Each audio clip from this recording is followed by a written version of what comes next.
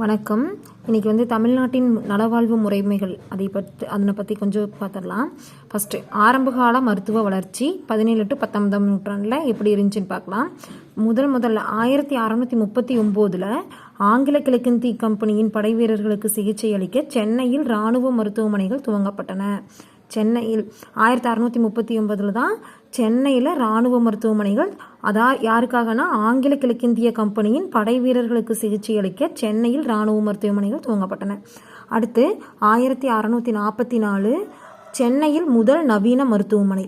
சென்னையில் முதல் நவீன மருத்துவமனை எப்போ தொடங்கினாங்க? 1644. 1835 சென்னை மருத்துவக் கல்லூரி துவக்கம். சென்னை மருத்துவக் கல்லூரி எப்போ தொடங்கினாங்கன்னா 1835. இது இந்தியாவின் 2வது மருத்துவக் கல்லூரி. முதல் மருத்துவக் கல்லூரி எங்கே? கல்கத்தா. இந்தியாவில் தொடங்கப்பட்ட முதல் மருத்துவக் கல்லூரி எங்கே? கல்கத்தா. 2வது மருத்துவக் கல்லூரி சென்னை.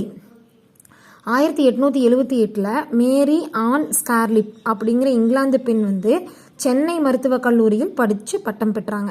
இவங்க தான் வந்து இந்தியாவில் மருத்துவ பட்டம் பெற்ற முதல் பெண். ஓகேங்களா? இந்தியாவில் மருத்துவ பட்டம் பெற்ற முதல் இந்திய பெண் யாருன்னா தான் முத்துலட்சுமி ரெட்டி வருவாங்க. இவங்க வந்து இங்கிலாந்து பெண் வந்து சென்னை மருத்துவக் கல்லூரியில் படித்து பட்டம் பெற்ற முதல் பெண். 1883 சென்னை அரசு மருத்துவமனையில் பல் சிகிச்சைக்கென தனிப்பிரிவு உண்டாக்குனாங்க. சென்னை அரசு மருத்துவமனையில் பல் சிகிச்சைக்கான தனிப்பிரிவு எப்போ ஏற்படுத்தினாங்கன்னா 1883. இது வந்து ரொம்ப இம்பார்ட்டன்ட். ப்ரீவியஸ் இயர் கொஸ்டின்ஸ் பார்த்துக்கோங்க.